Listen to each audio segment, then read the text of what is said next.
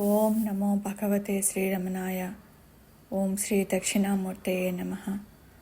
ఓం శ్రీ గురుభ్యో నమ. ఈరోజు స్టేటస్ అండి. విశేషక్తము ఆధ్యాత్మికము అది నీ దృష్టిని బట్టి ఉంటుంది.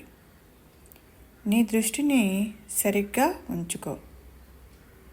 సృజించిన వాడు దాన్ని కాపాడుకోలేడా మరి అని ఈరోజు స్టేటస్ చెప్పడం జరిగింది. ఇక్కడ చూచువాడంటే దృక్కు, చూడబడినది అంటే దృశ్యము అంటే విషయములు. ఇక్కడ చూచేవాడిని వదికితే చూచేవాడు అక్కడ వాడు సూక్ష్మతరం అవుతూ పోతూ కేవలం పరమార్థ యొక్క దృక్కుగా ఒక్కటే మిగిలి ఉంటాడనమాట. అంటే త్రాడును పామని భ్రమిస్తే నిజము తెలియటానికి ఆ భ్రమను తొలగిస్తే చాలు. సుఖపడదలుచుకున్న వాడు పొరపాటును కూడా దేవుడి జోలికి కానీ గురువు జోలికి కానీ అక్కడ వెళ్ళకూడదు. నువ్వు ఏమడిగినా సరే వారు ఇవ్వదలుచుకున్నదే ఇస్తారు. అక్కడ ఆత్మను క్రొత్తగా ఎవరు ఇవ్వరు, క్రొత్తగా ఎవరు కూడా పొందరు కూడా. ఉన్న సమస్తాన్ని పోగొట్టుకుంటే కానీ ఆత్మ అక్కడ తేటతెల్లం అవుతుందన్నమాట. అంటే సాధన చేయవలసింది దానిని పోగొట్టుకోవడానికి, అయిన దానిని పొందటానికి కాదు అని చెప్పడం జరుగుతూ ఉంది. అంటే నీతో సహా సర్వాన్ని పోగొట్టుకునే టెక్నిక్ బోధిస్తారు మన సద్గురు. అంతేకాని నువ్వు అడిగిందల్లా ఇవ్వడం వారి పని మాత్రం కాదు. అంటే నువ్వు వారికి ఆహారం అయిపోవాలి. అంటే దానికి అక్కడ సిద్ధపడితే కానీ మనం వారి కంటపడాలి. లేదంటే నీ మానాన నువ్వుండు అని అక్కడ భగవాన్ చెప్తున్నారు. అంటే ఇక్కడ ఏం చెప్తున్నారంటే నీకు విషయాలు కావాలా, లేకపోతే ప్రపంచంలో జరిగే సంఘటనలు కావాలా, లేదా నీకు ఆధ్యాత్మికత కావాలా అనేది నీ ఎంపికలో ఉంటుంది. నీవు చూచే దృష్టిని సరిగ్గా ఉంచుకోమంటున్నారు. అంటే ఏదో ఒక దానిని అక్కడ నీవు ఎంపిక చేసుకోవాలి. 2 పడవలలో కాలు పెడతానంటే అక్కడ కుదరదు. ఇప్పుడు చాలా మటుకు కొందరు ఏమనుకుంటారంటే ఆ దేవుడిని నమ్ముకున్నాను, ఆ గురువుని నమ్ముకున్నాను, వారు నాకు ఏమీ చేయలేదు, నాకు అన్ని కష్టాలే అని చాలామంది వాపోతుంటారు. అంటే చల్లటి అగ్ని ఉంటుంది ఎక్కడైనా చెప్పండి? లేదు కదా. దేవుడు అన్న గురువు అన్న వారొక పెద్ద అగ్నికుండము. అక్కడ నిన్ను వారి దగ్గరికి పోయినవంటే నిన్ను అక్కడ కాల్చి బూడిద చేస్తుందన్నమాట. అంటే మన పరిసరాలు, మన పరిస్థితులు, మన కుటుంబము, మన ఉద్యోగము, మన స్నేహితులు, మన బంధువులు, మన ఆరోగ్యము, ఇవన్నీ పెట్టుకొని నాకు స్వరూప జ్ఞానం పొందాలంటే అక్కడ కుదరని పని అన్నమాట. అంటే నాది అనుకున్నది ధ్వంసం అయిపోతే కానీ నేను అనేది అక్కడ తేటతెల్లం అవ్వదు. స్వరూప జ్ఞానం అనేది ప్రతి ఒక్కరికి సర్వదా సాక్షాత్కారమయ్యే ఉంది. కానీ మన ప్రారబ్ధం అన్నది పరమాత్మ స్థితి యందు నిలకడగా ఉండనివ్వదు. మనము బాగా ప్రయత్నించి కాసేపు విషయాలన్నీ వదిలి మౌనంగా నిలిచిన మళ్ళీ మళ్ళీ కూడా విషయాల వైపుకే ఈ మనసు లాగుతూ ఉంటుంది. అలా విషయాలలోనికి వెళ్ళిన మనసుని మనము సహజమైన స్థితిలో ఆగడానికి మనము ప్రయత్నం చేయాలి. అసలు ఉన్నదే జ్ఞానము. చూడండి, అప్పుడే పుట్టిన బిడ్డ కూడా ఆకలి అయితే ఏడుస్తుంది. దేనివల్ల ఏడుస్తూ ఉంది? ఆ జ్ఞానం వల్లే ఏడుస్తూ ఉంది. పోనీ ఏదైనా ఇబ్బంది కలిగినా కూడా అది కూడా ఆ పసిబిడ్డ తెలుపుతుందన్నమాట. అంటే ప్రతి కదలిక జ్ఞానమే. ప్రతి జీవిలో ఉన్న జ్ఞానాన్ని తెలుసుకుంటూ అణువణువున పరమాత్మని గమనించుకుంటూ తెలుసుకోవాల్సిందే ఈ యొక్క సత్యాన్వేషణ. కళ్ళతో చూసే విషయాలు కానీ, ఇంద్రియాలతో గ్రహించే విషయాలు కానీ, మనసుతోటి గొడవలు, ఇవన్నీ కూడా ప్రతిబింబాలు. ఇవన్నీ దృశ్యాలు. దేహ ప్రారబ్ధాన్ని బట్టి మనకు కష్టాలు వస్తూ ఉంటాయి. ఆత్మకనేది ఇతరులు లేరు, అహంకారానికి ఇతరులు ఉన్నారు. నువ్వు ఆత్మను చింతిస్తూ ఉంటే నీకు ఆత్మబుద్ధి కలుగుతుంది. విషయాలను చింతిస్తూ ఉంటే నీకు విషయబుద్ధి కలుగుతుంది. మన మనస్సు బాహ్య విషయాలకు వెళుతూ ఉంటే, అంటే విషయాలలోకి వెళుతూ ఉంటే అదే అహంభావం క్రింద మారుతుంది. ఆ మనస్సుని నీవు ఎప్పుడైతే లోపలికి పంపుతావో అదే ఆత్మాకారం చెందుతుంది. ఓం శ్రీ గురుభ్యో నమః. విషయశక్తమో ఆధ్యాత్మికమో అది నీ దృష్టిని బట్టి ఉంటుంది. ఒక్క నిమిషం అమ్మా. గురువుగారు, విషయాసక్తి అంటే ఏమిటి? అంటే దృశ్యమాన ప్రపంచము. ఆ, అంటే ఈ దృశ్యమాన ప్రపంచము అంటే ఈ జీవుడు ఉన్నదే, జీవుడు ప్రారబ్ధ కర్మానుసారము కర్మ ఉంటే ఉంది. గురువుగారు, విషయాలు ఏమిటి? అంటే దృశ్యమాన ప్రపంచం గురువుగారు. నిజమేనమ్మా. దేవుడికి ఆసక్తి ఏ విధంగా వచ్చింది? వాసనల వల్ల, కోరికల వల్ల. కరెక్టే. అసలు విషయం అంటే ఏమిటి? విషయం అంటే అక్కడ దృశ్యము. దృశ్యాలు ఎన్నో ఉంటాయి. దాని మీద ఆసక్తి ఏముంటుంది? అంటే చూచేవాడు ఉన్నాడు కాబట్టి వాడు దృశ్యం చూస్తున్నాడు గురువు గారు. పర్వాలేదు. చూచేవాడికి విషయాల మీద ఆసక్తి అంటున్నావు. ఆసక్తి ఎటువంటి విషయాలు? ఇంద్రియ విషయాల మీద ఆసక్తి. గురువు గారు, దాని మీద ఆసక్తి కాదు. ఎక్కడో అమెరికా చూపించామనుకో, ఎవరికి ఆసక్తి ఉండదు. ఇంద్రియముల యొక్క వాసనల వల్ల ఆ ఆసక్తి విషయాసక్తి. కరెక్ట్. విషయము అంటే ఇంద్రియ వాసనలు. చూడాలను, వినాలను, తినాలను, పంచేంద్రియముల యొక్క విషయముల ఆసక్తే విషయాసక్తి.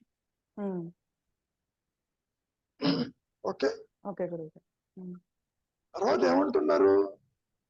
ఆధ్యాత్మికతము అంటున్నారు. ఆధ్యాత్మిక అంటే ఏంటంటే జీవుడికి తెలియదమ్మా.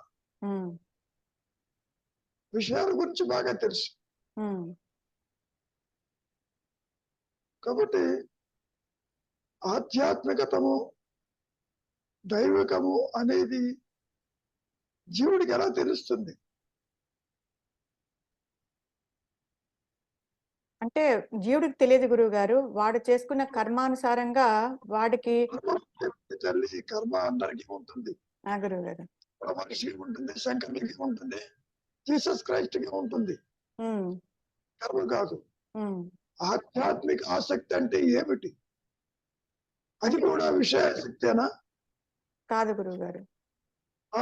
కానప్పుడు ఆధ్యాత్మిక ఆసక్తి అంటే మనం ఎలా తీసుకోవాలి? అంటే జ్ఞానం గురించి తెలుసుకోవాలని ఒక తపన.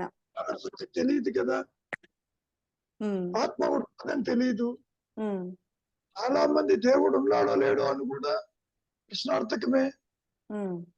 దేవుడు ఉన్నాడన్నా అహంకారమే, లేడన్నా అహంకారమే. సో ఆధ్యాత్మికత అంటే ఏమిటి? మనం ఎలా చూడాలి? అసలు జీవుడికి అటువంటి ఆధ్యాత్మికత ఎలా ఏర్పడుతుంది? అంటే ఎంతో అంటారు కదా గురువు గారు, ఎన్నో పుణ్యాలు చేసుకుంటే గానీ వాడికి ఏమో పాపం అక్కడ పక్కన పెట్టు గురువు గారు. శ్రీనివాసరావు గారు పెట్టిన స్టేటస్ లో వారు ఎన్నో అందిస్తున్నారు మనకు. గురువు గారు, వాసనలు విషయాలు ఆసక్తి బాగా అర్థమవుతుంది జీవుడికి. ఆధ్యాత్మిక విషయంలో ఆ దృష్టి ఏ విధంగా ఉంటుంది, ఎందుకు ఉంటుంది, ఎందుకు ఉండాలి?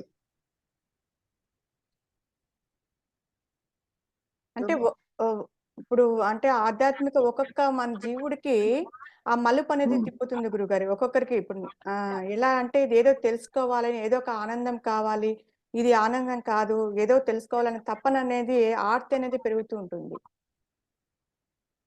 అమ్మా,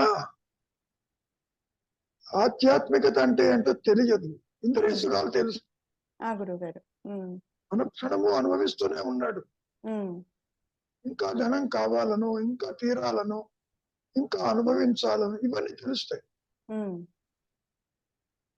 అసలు జీవుడు నిద్ర నుంచి బయటికి రాగానే సుఖాల వెంటే పరిగెడతాడు. ఆత్మని తెలుసుకుందామని, భగవంతుని తెలుసుకుందామని వెళ్ళడమ్మా.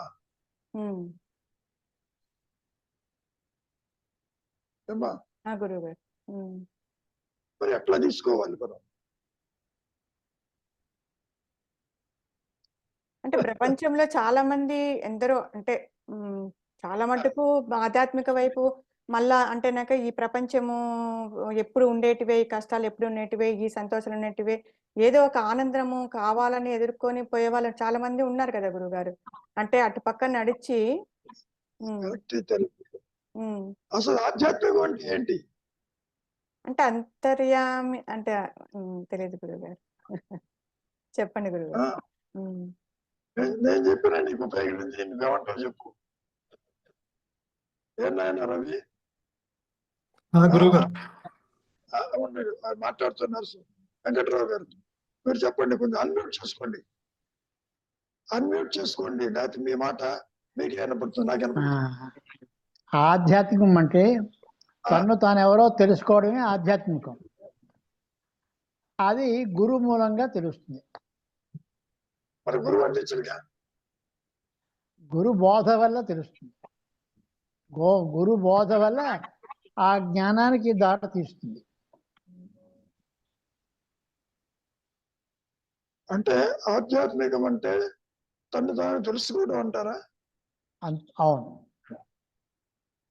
ఓకే, నువ్వు చెప్పు నాయన రవి. నువ్వు కూడా రీసెర్చ్ చేస్తున్నావు ఈ మధ్య. అంటే నాకు అదే అనిపించింది గురుగారు. అంటే వెంకటరావు గారు చెప్పింది నీకు అదే అనిపిస్తుంది అంటే ఎట్లా? ఆధ్యాత్మికం అంటే నీ స్వరూపాన్ని, అంటే నీ స్వరూపంగా ఉండటమే, అంటే నీ ఏదైతే నీ స్వరూపంగా ఉందో ఆ స్వరూపంగా నీకు నువ్వుగా తనకు తానుగా ఉండటమే అనేది ఆధ్యాత్మికత అనుకుంటున్నాను. తనకు తానుగా ఇప్పుడు కూడా ఉన్నాడు, ఆ విషయం తెలియదు. ఉండటం ఏమిటి? ఆల్రెడీ ఉన్నావు. అవును. ఇప్పుడు నువ్వు మనిషిగా ఉన్నావు అనుకుంటాడు ఎవడన్నా, మనిషిగా ఆల్రెడీ ఉన్నాడు. అంటే అది తెలియట్లేదు కాబట్టే దాని గురించి ఒక విచారణ. తెలియకపోతే జీవుడు తెలుసుకోగలడా? తెలుసుకోలేడు. దాని గురించి విచారణ గురుగారు. అంటే తెలియని దాని గురించి విచారణ చేయటం. గురువుల మూలంగా అది తను తెలుసుకునే పద్ధతిని తెలుసుకోవడం. గురువు చెప్తాడు, ఇది కాదు, ఇలా చెయ్యాలి, విచారణ మార్గంలో వెళ్ళాలి, ఈ మార్గంలో వెళితే నువ్వు ఆత్మని తెలుసుకోగలవు అని చెప్తారు. అది ఆధ్యాత్మికత.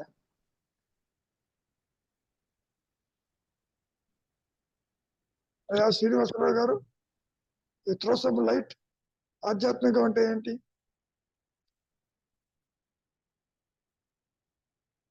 అన్మ్యూట్ చేసుకోండి మీరు కూడా. అంటే ఇంద్రియాల ద్వారా ఇంద్రియ విషయాల మీదకి బయటికి బహిర్గతమవుతుంది మనోవృత్తులు. దాన్ని అంతర్ముఖం చేసుకున్నట్లయితే, లుక్ విధిని అంటాం కదా, దాన్ని కనుక చేసుకున్నట్లయితే బోధపడుతుంది అసలు విషయం ఏదో, తాను ఏది కాదో, ఆత్మ ఏది అనాత్మ ఏది అన్నది అప్పుడు విచారణ ద్వారా మూలాన్ని అన్వేషించుకోవడం ద్వారా జరుగుతుంది. ఈ ప్రాసెస్ అంతా కూడా ఆధ్యాత్మికం. అంటే ఇది కానిది ఏదైతే ఉందో అది భౌతికం.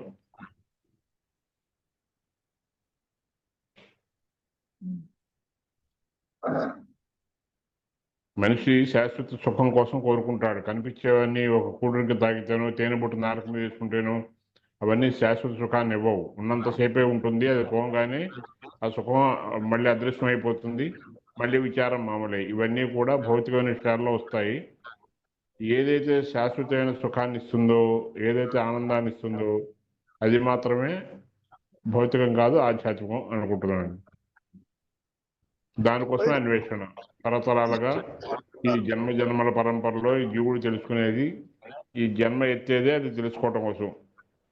తాను ఏది కాదు అని తెలుసుకోవటమే ఆధ్యాత్మికం. చాలా మటుకు అందరూ చాలా దగ్గరగా వచ్చారు.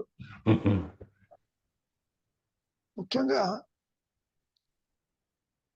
ఇంద్రియ విషయాల గురించి అందరికీ తెలుసు. మనస్సు మాటి మాటికి బయటకు పోతుంటుంది, ఇంద్రియాలకి బానిసై పరిగెడుతుంది. ఇంద్రియాలు గుర్రాలుగా ఉంటే మనస్సు బయటికి పోతుంది. ఓకే, ఇప్పుడు ఏమంటున్నారు మహర్షి? ఇంకొకసారి చూడమ్మా.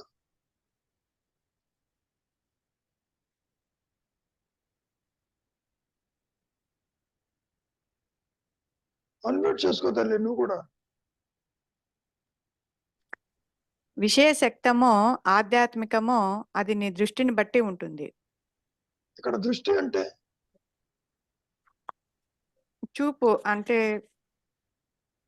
కంటితో చూపు చూసేదే కాదు. కంటితో చూసేది కాదు, విషయాల గుండా పోవటం ఆలోచన ద్వారా.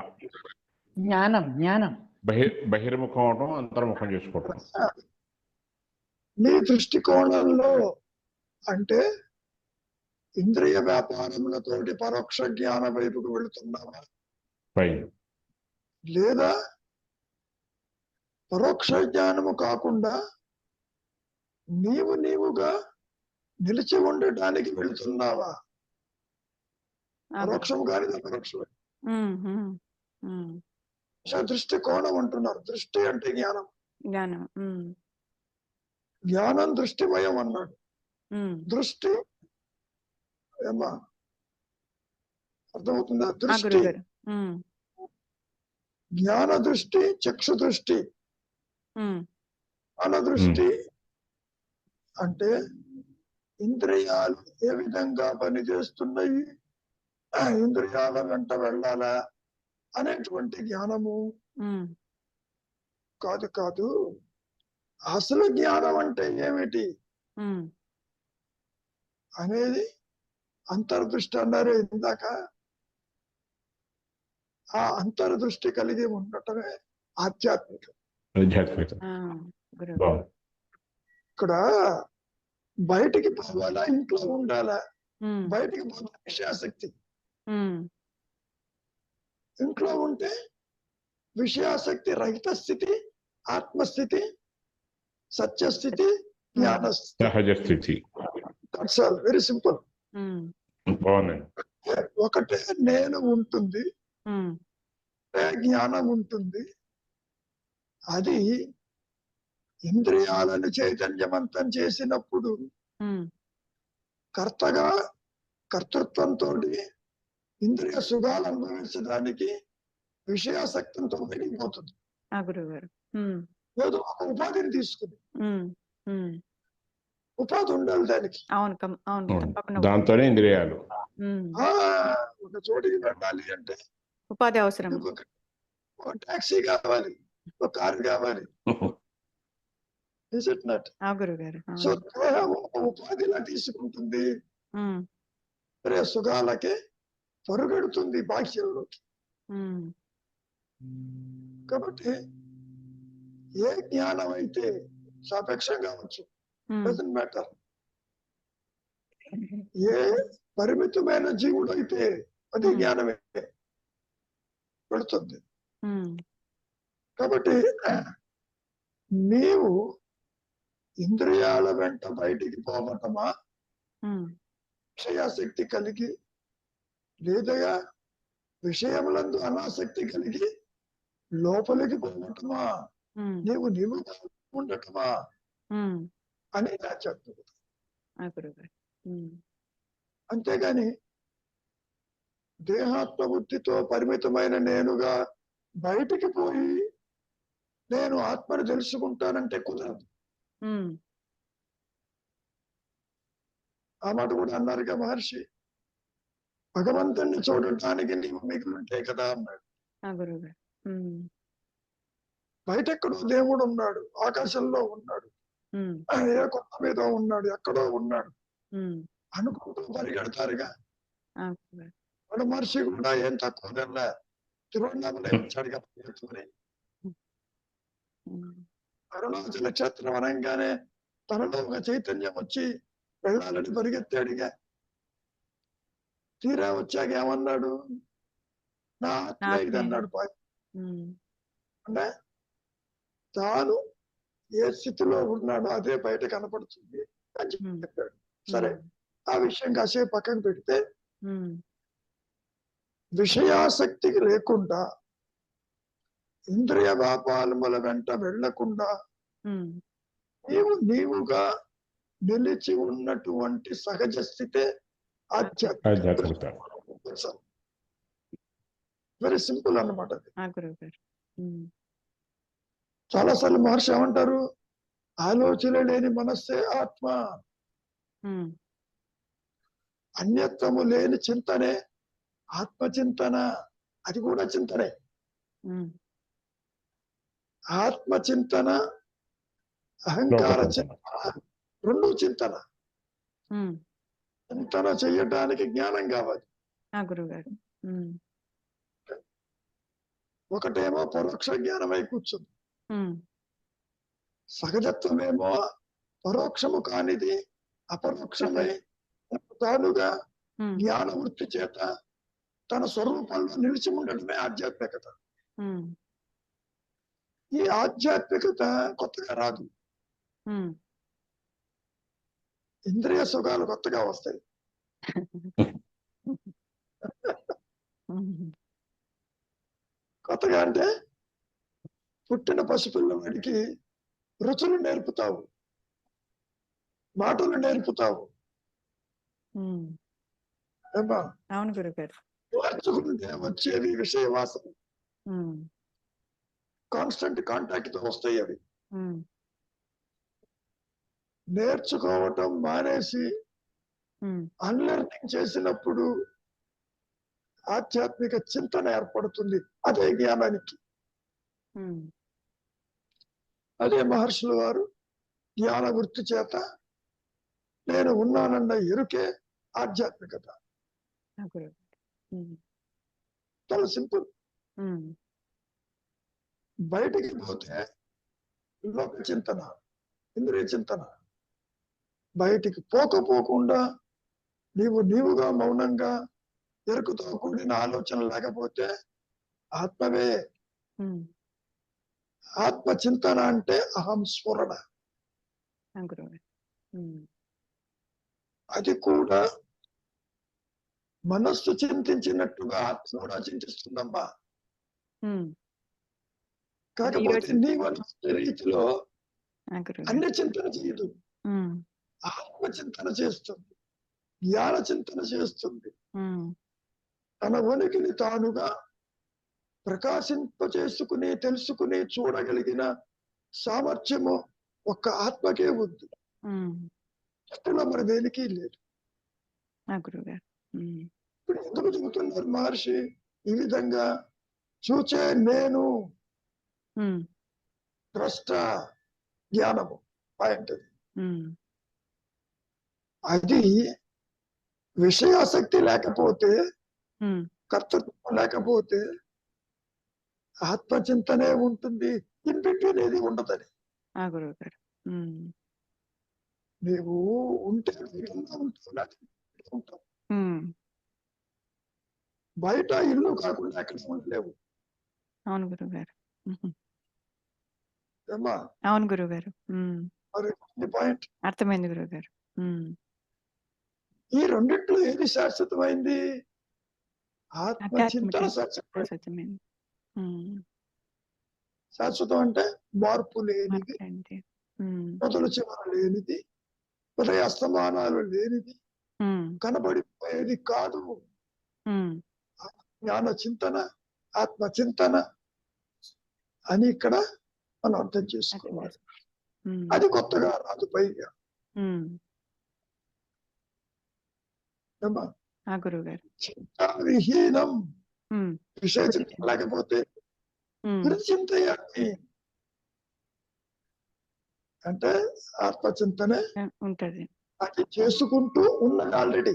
ఉమ్, ఆత్మచింతన తెర వంటిది, తెర మీదనే విషయాసక్తి చూపిస్తున్నావు. అవును. ఉమ్, ఆత్మచింతన తోటే విషయ చింతనలు ఉంటాయి. ఆ గురువు గారు. విషయ చింతన లేకపోయినా ఆత్మచింతకు వచ్చే ఇబ్బంది లేదు. అలా సముద్రంకి ఎలా ఆధారమో అట్లాగా, అంతే కదా. That's all. ఉమ్, అలా లేకపోతే సముద్రానికి ఏమైంది? ఆ గురువు గారు. ఉమ్, తీరా చూస్తే సముద్రంలో అలా లేవు. అవును. ఆత్మచింతనలో సృష్టి లేదు. ఉమ్, ఉమ్, ఇక్కడ ఇంద్రియ చింతనలు, మానసిక చింతనలు కల్పితములు. ఉమ్,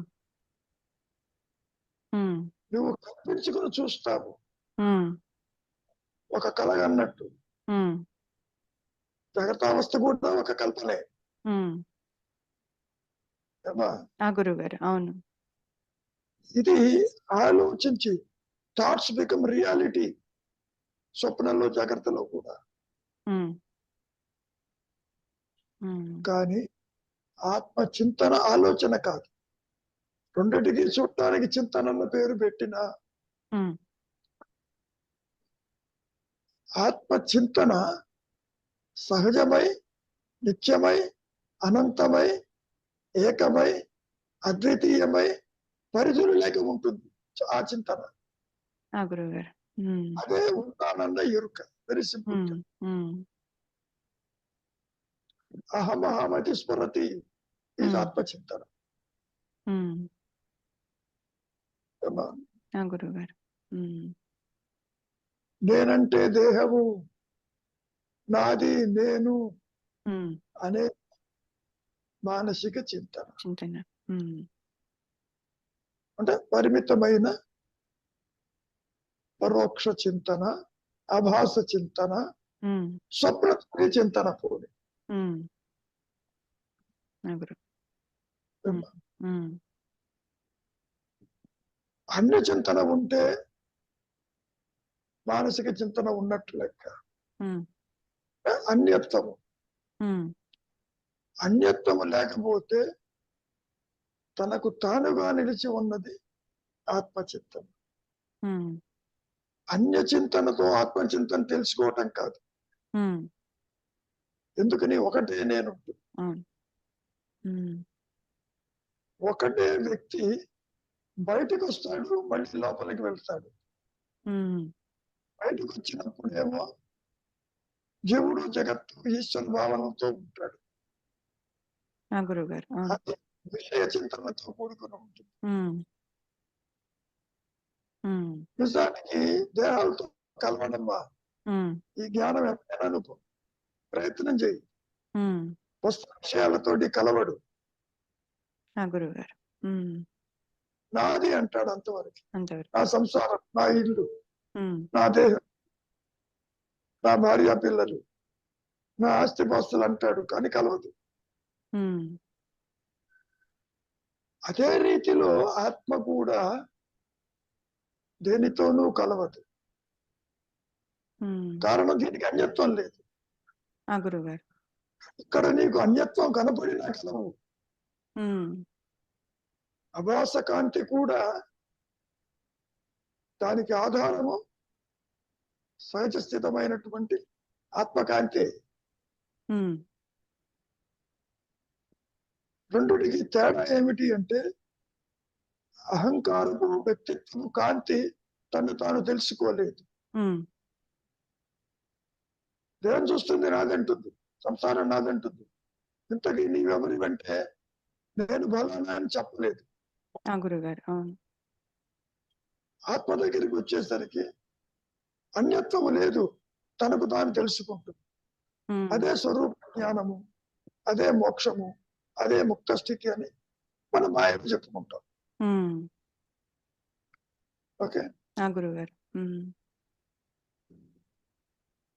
మొత్తం చదువు ఇంకేమైనా ఉందేమో. విషయశక్తమో ఆధ్యాత్మికమో అది నీ దృష్టిని బట్టి ఉంటుంది. నీ దృష్టిని సరిగా ఉంచుకో, సృజించిన వాడు దాన్ని కాపాడుకోలేడా మరి. ఈ మాట ఎందుకంటున్నారు? ప్రపంచాన్ని సంగతి నీకెందుకు? గురుగారు. దాన్ని ఎవరు సృష్టిస్తున్నాడు? ప్రపంచం క్రియేటర్ క్రియేటర్ వాడు చూసుకుంటాడు. చూసుకుంటాడు. నేను ప్రపంచం బాగు చేస్తాను, ఇతరులను ఉద్ధరిస్తాను. కనుక ఒక్క ప్రపంచాన్నే కాదు, జీవుడు కూడా ఎలాగ నడవాలో ఎలాగ దానికి కూడా అతను గైడ్ చేస్తారు. మనం ఏమిటి భగవంతుడి మీద డిపెండ్ అవ్వకుండా మనమే ఏదో చేసేద్దాం అనుకుంటాం, దానిలో తప్పటడుగు వేస్తూ ఉంటాం. ఎందుకని జీవుడి తరకు ప్రారంభాన్ని కూడా భగవంతుడే నడిపిస్తున్నాడు. అటువంటిప్పుడు మనం ఏదో చేద్దాం అనుకోవడం ఫూలిష్నెస్. ప్రపంచంతో పాటు మనిషి తాలూకు బాగోగులు కూడా భగవంతుడే చూసుకుంటున్నాడు. ఆ విషయం తెలియక అది సరి చేస్తానని, నేను మారుస్తానని, ఈ ప్రపంచంలో శాంతిలో నెలకొల్పాలని బయలుదేరే మతాలు కూడా ఉన్నాయి. అందుకు మార్చామంటారు, ముందు నీ సంగతి తెలుసుకో. నీవెవరిలో తేలిపోతే ప్రపంచ సంగతి ఆ సృష్టికర్త చూసుకుంటాడు. ఇక్కడ ఇంకో రహస్యం చెప్పారు. God created man, man created God, neither man Nar God were created అన్నాడు.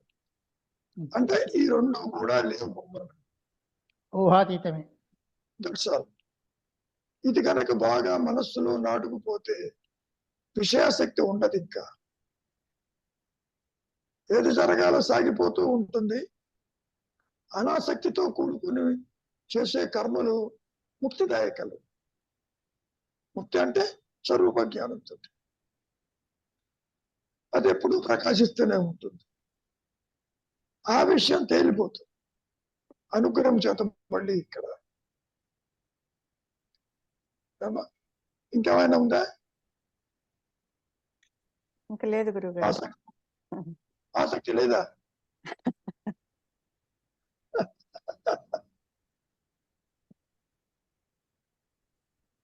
ఆసక్తి లేకపోవటమే, అనాసక్తిగా ఉండటమే కావలసింది. అదే ఏమైనా రవి ఇంకేమైనా? అంటే అది అక్కడ విషయాసక్తో ఆధ్యాత్మికం నీ దృష్టిని బట్టి ఉంటుంది అంటున్నారు కదా గురువు. మళ్ళీ ఇక్కడ దృష్టి అంటే అహంకారమే కదా. దృష్టి అంటే జ్ఞానం. దృష్టి జ్ఞానమేం కృత్వ జ్ఞానం దృష్టి. ఇది వ్యక్తిత్వ దృష్టి అంటే కంటితో చూస్తుంది అనుకుంటున్నావు, భావిస్తున్నావు, పంచేంద్రియముల డేటాను తీసుకుంటున్నావు. నీ దృష్టికోణం అంటే భౌతికమైన విషయ చింతన కోణమా, లేక స్వరూప జ్ఞాన చింతన అనేది ఉంటుంది. చింతనే అంటే అక్కడ మళ్ళీ విచక్షణ డిస్క్రిమినేషన్ చేయాల్సి వస్తుంది, అంతే కదా గురువు గారు? దానికి రెండు ఒకసారి చేయలేవుగా. అంటే అక్కడ నువ్వు నీ దృష్టి విషయాల వైపా లేకపోతే ఆధ్యాత్మిక వైపా అంటున్నారు కదా గురువు గారు. వాడు బాగా లోపలే ఉంటావుగా, నువ్వు బయటికి పోతుంటే లోపల ఉంటావుగా. అవును, లోపల ఎలా ఉండాలండి ఇక చింతన ఉండదు. ఇంకా when once ఇంద్రియ విషయాలు కట్ ఆఫ్ అయిపోతే నీకు ఇంకా ఇబ్బంది ఉండదు. ఎందుకని? The mind is totally different. నీకు సంకల్పాలు చాలా ఎత్తు ఉన్నాయన. ఇంకా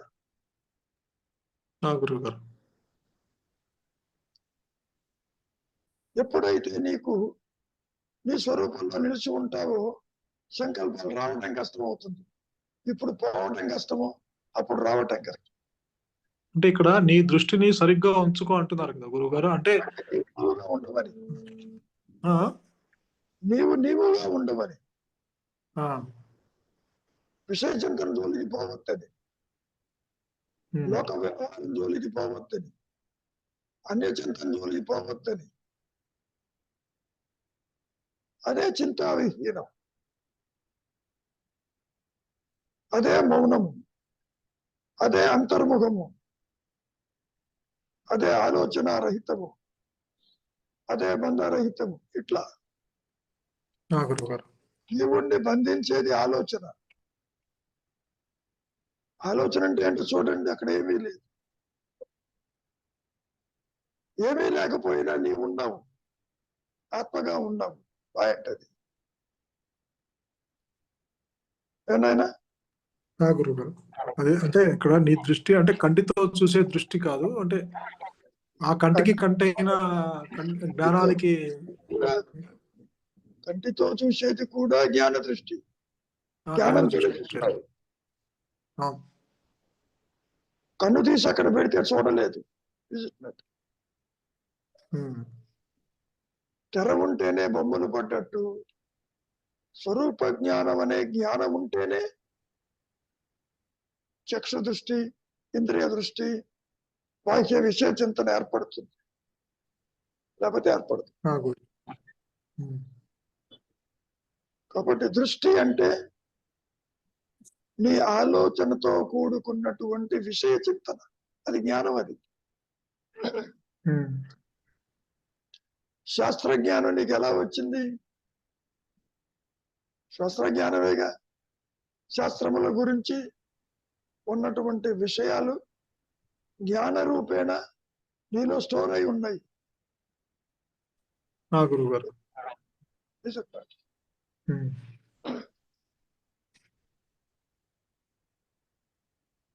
కాబట్టి ఇది కనుక జోలికి పోకపోతే, వాటిని ఎంటీ చేస్తే నీ దృష్టి ఆటోమేటిక్ గా లోపలే ఉంటుంది అని చెప్పడం. ఉమ్, ఇక్కడ ఆత్మ దృష్టి, జ్ఞాన దృష్టి బయటికి పోవటం, లోపల రావనట్టు ఉండదు, ఒకే రీతిలో ఉంటుంది. అహంకారము, వ్యక్తిత్వమేమో కనబడుతూ పోతూ ఉంటుంది. ఆలోచన వచ్చినప్పుడు దొరుకుతుంది, రానప్పుడు మూలంలో ఉంటుంది. ఇది చెప్పండి. ఆ, గురువు గారు. ఉన్నది ఒకటే జ్ఞాన దృష్టి. ఆ ఆలోచన వచ్చినప్పుడు పరిమితమైనట్టుగా అనిపిస్తుంది. ఇంద్రియ దృష్టి ఏర్పడుతుంది. ఆ, ఇది చెప్పండి. అందుకని దీన్ని ఏమన్నారు? పరోక్ష జ్ఞానం అన్నారు.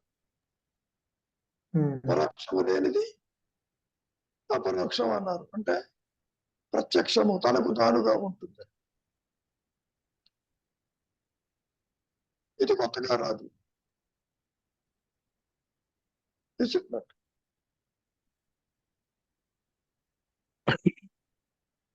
ఏమా సరోజ, ఏమన్నా ప్రశ్నలు వేధిస్తున్నాయా? ఏం లేదు గురువుగారు, క్లియర్ గానే ఉంది. ఈ ప్రాపంచిక విషయాల వెంట వెళ్ళకపోతే ఆత్మస్థితిలోనే ఉంటాను.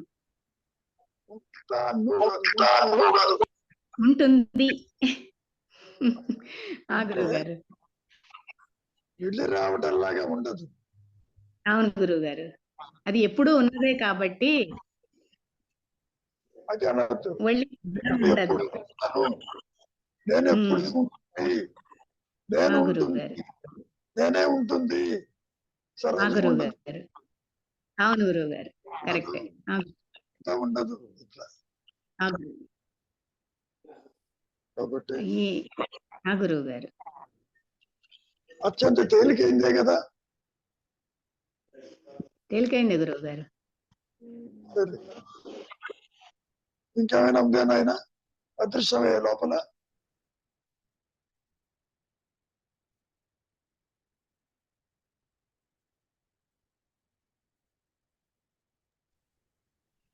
అంటే కాన్షియస్ ఆ జ్ఞానం బేస్ గానే ఉంటుంది కదా గురుగారు. అంటే ఆ జ్ఞానం ఆధారంగానే ఆలోచన వస్తే అది పరిమితమైనట్టుగా ఉంటుంది. బట్ బేస్ జ్ఞానంగానే పూర్ణ జ్ఞానం అయ్యే ఉంటుంది కదా గురువు.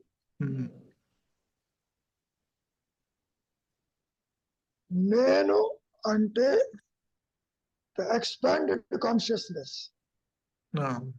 నేను పద్మజని నేను XYZ ని అనుకున్నప్పుడు పరిమితమైనట్టుగా ఉంటుంది కానీ పరిమితం కాదు. ఆత్మని విడిచి ఈ పరిమితమైన ఆర్టిఫిషియల్ నేననేది లేదు.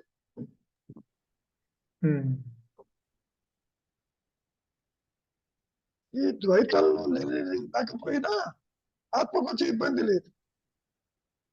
ఇంకో రహస్యం ఏంటి? ఆత్మ జీవుడిని గుర్తించదు, జీవుడు గుర్తించలేడు. నీకు వచ్చిన ప్రాబ్లం ఏముంది ఇంకా? అంటే ఈ పూర్ణ జ్ఞానం బేస్ అయ్యి ఉంది కాబట్టి అంటే ఒక కల్పన జనించింది, అంటే భ్రమ జనించింది. అది కూడా జ్ఞానం అయింది చెప్పుకుంటాం కానీ అది ఒక భ్రమే కాబట్టి అందుకనే అంత తెలుసుకుంటాం ఈజీ అవుతుంది. అంటే తను తానుగా ఉండటం, ఆ భ్రమ తొలగినప్పుడు అక్కడ ఉండేది పూర్ణ జ్ఞానమే కదా గురువు. తొలగినప్పుడు కాదు, స్వరూప జ్ఞానం అయినప్పుడు జీవుడు లేడు, అక్కడ జగత్తు లేదు, జనన మరణాలు లేదు. అదే మనిషి కూడా చెప్పింది. సెల్ఫ్ రియలైజేషన్ వల్ల వాట్ ఈస్ ది బెనిఫిట్ అన్నప్పుడు జనన మరణాలు ఉండవంటాడు. ఇంతవరకు దేహంతో లింక్ అయి ఉన్నావుగా. కాబట్టి దీని సారాంశం ఏంటి? విత్ రెఫరెన్స్ టు ఆత్మ దేర్ ఈజ్ నో సృష్టి. విత్ రెఫరెన్స్ టు ఆత్మ దేర్ ఈజ్ నో జనన మరణాలు. విత్ రెఫరెన్స్ టు ఆత్మ నో బంధము, నో మోక్షము. విత్ రిఫరెన్స్ టు అనాత్మ కూడా ఇవన్నీ ఇమాజినరీ కదా గురువు. విత్ రెఫరెన్స్ టు అనాత్మకి తెలియదుగా, తెలియదు. పావుకి తెలియదుగా తాడు ఒకటి ఉన్నట్టు, జీవుడికి తెలియదుగా ఆత్మ ఒకటి ఉన్నట్టు. అవును.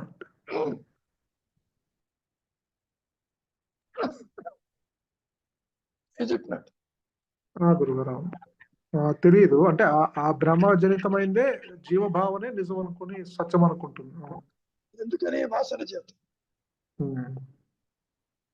నువ్వు అనుభవిస్తున్న కొద్దీ సత్యం అనుకుంటున్నావు. అనుభవించేవాడు ఆత్మ అని అతి ప్రకాశించినప్పుడు నీకు బంధాలు ఎక్కడున్నాయి? జీవుడు, జగత్తు, ఈశ్వరుడు ఒకేసారి అదృశ్యమైపోయినారుగా.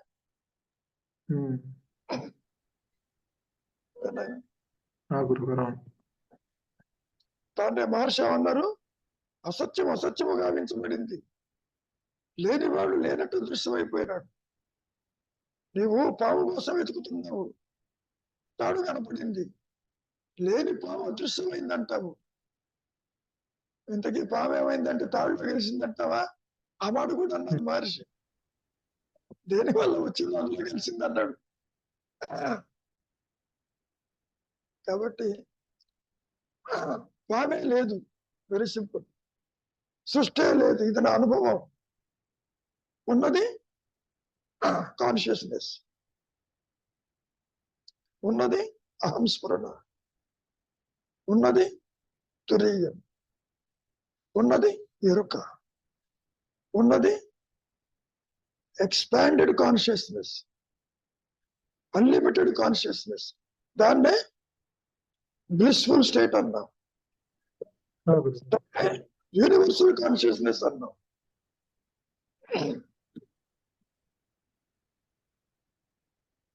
నీవు ఇక్కడ వ్యక్తిగా చూస్తున్నావు, కాన్షియస్నెస్ వ్యక్తి కాదు, మహాశక్తి. అది ఘనాతి ఘనమైనది. యాజ్ యు డైవ్ ఇన్సైడ్, ఈ విషయాసక్తి లేనప్పుడు